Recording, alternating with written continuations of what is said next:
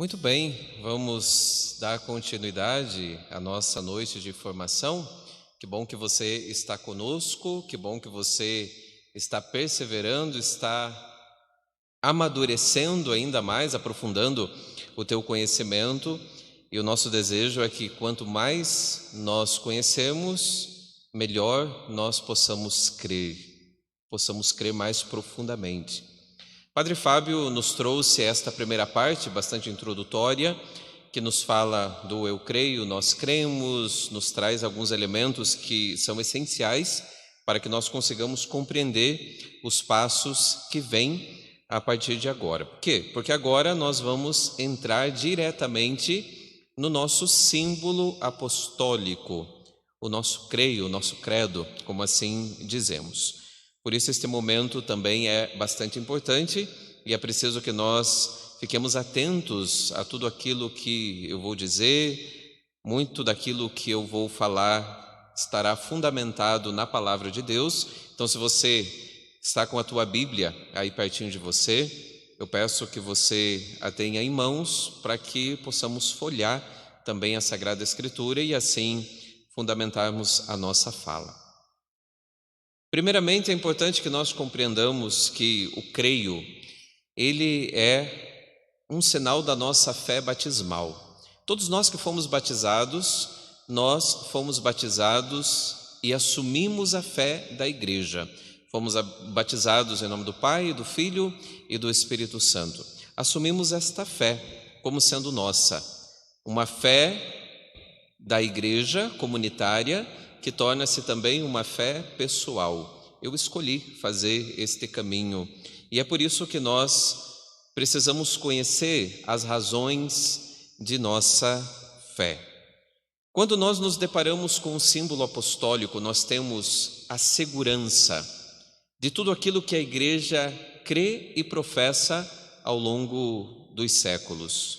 Esta é a beleza da Igreja Católica. Eu digo assim que eu me encanto muito quando, olhando para trás, nós podemos enxergar toda esta bagagem.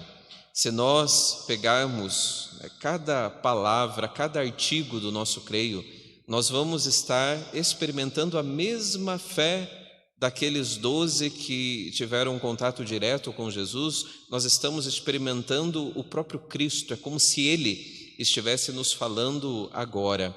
Esta é a garantia, este é o depósito da fé que a igreja ao longo dos séculos guarda com tanto cuidado mesmo, porque é o seu tesouro e chega até nós.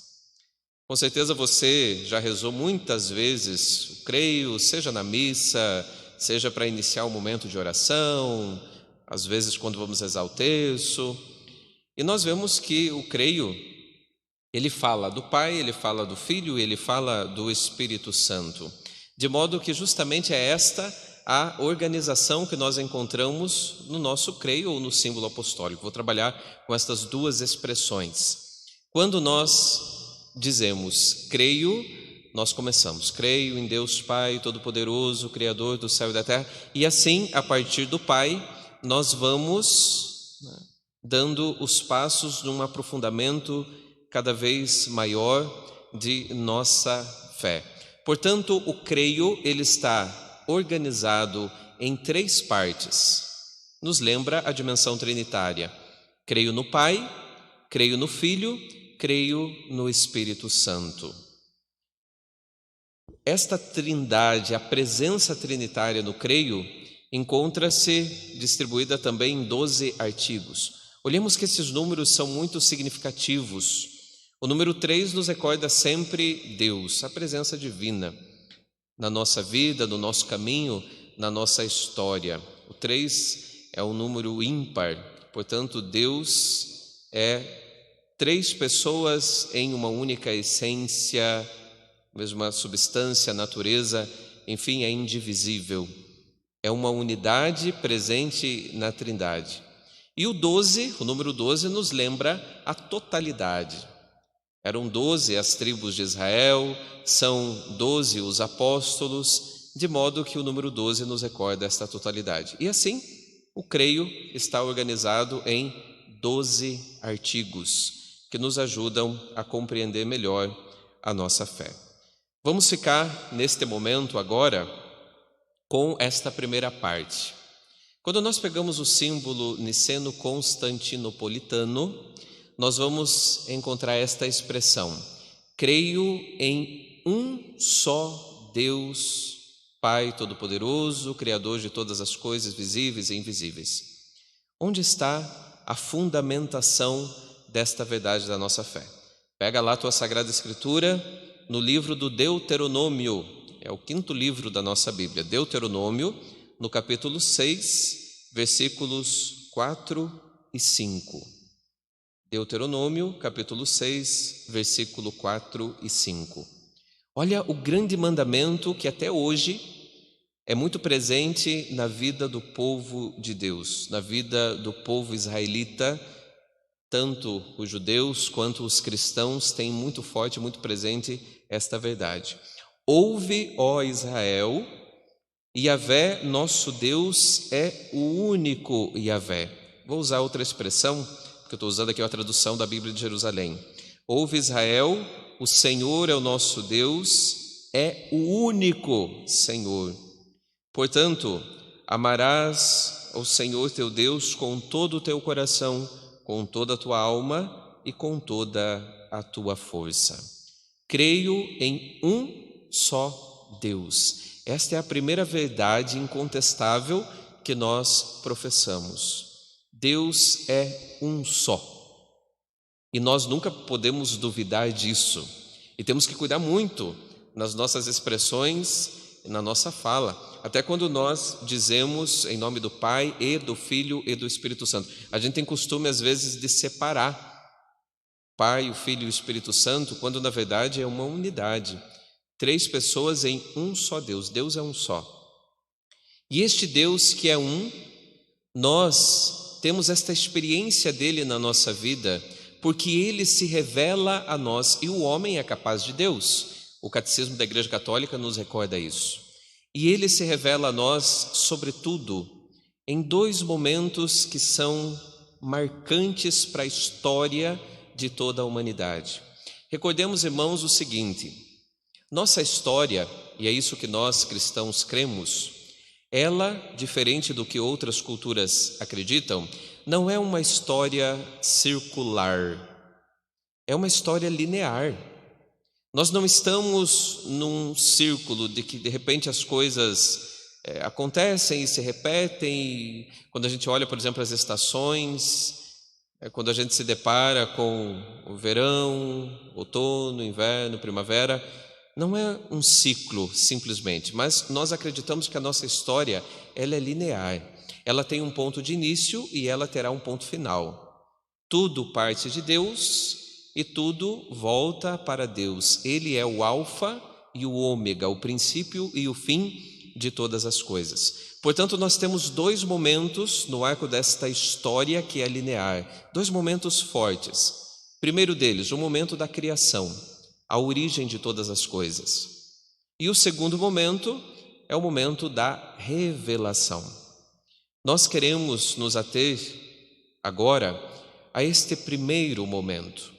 Por quê? Porque nós, depois que compreendemos que Deus é um só, nós queremos também professar que nós cremos que Ele é Pai, a primeira pessoa da Santíssima Trindade. Creio em um só Deus, Pai. Quem é o Pai?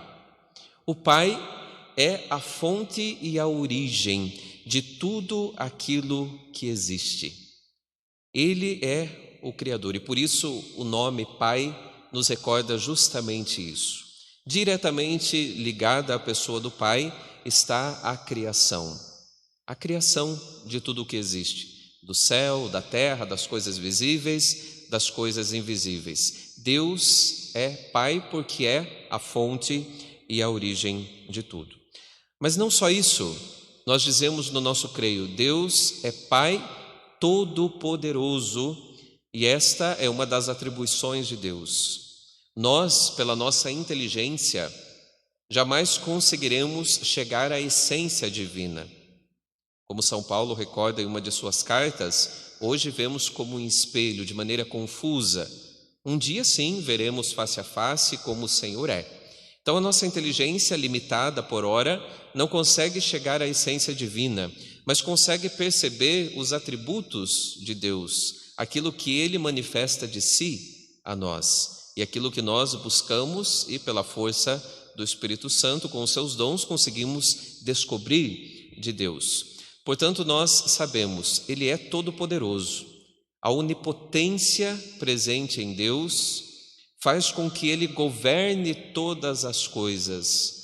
Ele é o Senhor do universo. Ele governa tudo e mais, governa tudo em seu amor, porque Deus é amor infinito. Inclusive, nós podemos encontrar esta expressão lá no Evangelho de São Lucas. Vamos dar um salto agora na nossa Bíblia. Abra lá no Evangelho de São Lucas, no capítulo 1, no versículo 37. Lucas, capítulo 1, versículo 37. Aqui nós temos o relato da Anunciação, já bastante conhecido de todos nós, mas aqui nós vamos encontrar uma expressão que nos recorda a onipotência de Deus. Ali no versículo 37, vai dizer assim: para Deus, com efeito, nada é impossível. Aqui o anjo referindo-se ao fato de Isabel ter engravidado já na velhice. Para Deus nada é impossível. Se para Deus nada é impossível, então nós compreendemos que Ele é o Criador. Ele é o Criador de todas as coisas. Cria tudo em seu Filho Jesus Cristo na força do Espírito Santo. É o Criador do céu e da terra. Vamos voltar lá para o nosso creio. Creio em Deus Pai Todo-Poderoso, Criador do céu e da terra. E o que significa isto? Significa que em Deus está a fonte e a origem de todas as coisas. Por aquilo que Ele mesmo é, Ele cria tudo. Aí nós podemos nos perguntar, mas Ele cria a partir de quê? Se Deus precisasse partir de algo para criar, Ele já não seria Deus. Ele não precisa de uma matéria, Ele não precisa de uma fonte, porque Ele mesmo é a fonte. Portanto, Deus cria todas as coisas do nada. Embora no livro do Gênesis nós vamos encontrar algumas figuras, quando diz, lá no versículo 1, já no princípio havia o céu e a terra estava vazia, sem forma.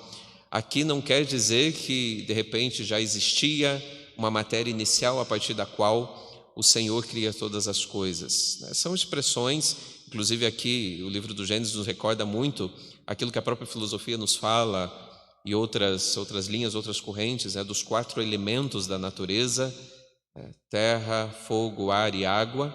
Mas aqui nós temos justamente a compreensão de que a fonte de tudo é Deus. E Ele, pela sua própria onipotência, cria todas as coisas a partir do nada. E o que Ele cria? Ele cria tudo aquilo que é o céu, tudo aquilo que está na terra. Esta presença de Deus que nós podemos perceber como sendo a fonte e a origem de tudo. E por que Ele cria? Vamos dar uma olhadinha agora no livro do Êxodo. Volta lá quase para o começo da Bíblia de novo, livro do Êxodo, no capítulo 3, versículo 14. Vamos ver o que a palavra vai nos dizer aqui nesta passagem. Êxodo 3, versículo 14. Aqui, diante da experiência de Moisés, diante da experiência da sarça, quando Moisés pergunta, tudo bem, eu devo ir até Faraó, mas o que eu vou dizer? Quem me enviou ao Faraó? O Senhor diz assim para Moisés: assim dirás aos israelitas, eu sou, me enviou até vós. Passinho um pouquinho antes ali, Deus disse a Moisés, eu sou aquele que é. Eu sou aquele que sou. E esta expressão que é muito forte, e nós sabemos que a língua hebraica, ela possui poucos verbetes, uma língua bastante limitada, então uma mesma expressão queria significar muitas coisas. Quando aparece essa expressão que é o nome de Deus, o tetragrama, como nós assim o chamamos, este nome que é impronunciável, significa que Deus está, permanece e ao mesmo tempo é a fonte e origem de todas as coisas. Fonte e origem do bem, não do mal. Fonte e origem de tudo aquilo que expressa o ser do próprio Deus, o amor, a bondade e tudo aquilo que não nega o ser do próprio Deus. Ele é aquele que é a fonte e a origem de tudo. Quando nós dizemos Deus é Pai, nós estamos reconhecendo justamente isso. Deus cria o céu. Cuidado, irmãos, nós não podemos imaginar que o céu seja meramente um lugar. Claro que não é fácil de pensar, porque a nossa inteligência limitada tem uma certa dificuldade de conseguir pensar numa experiência que vai além do tempo e além do espaço. Mas o céu é esse estado do ser, é aquele mover, aquela presença de Deus. E o céu que o Senhor cria é o lugar, vamos usar a expressão, embora não seja correto usar a expressão lugar, mas para nossa compreensão, é o lugar onde nós podemos nos deparar com os seres divinos, a realidade invisível. Ele é criador de todas as coisas e nós professamos isso no símbolo niceno-constantinopolitano, criador de todas as coisas visíveis e invisíveis. Então, por exemplo, os anjos que estão por toda a eternidade adorando, contemplando, sendo esta comunicação de Deus. Os seres invisíveis são criaturas divinas. O céu, que é compreendido como o lugar dos seres celestiais, mas também pode ser entendido como o firmamento. Esta experiência na qual um dia nós iremos nos encontrar.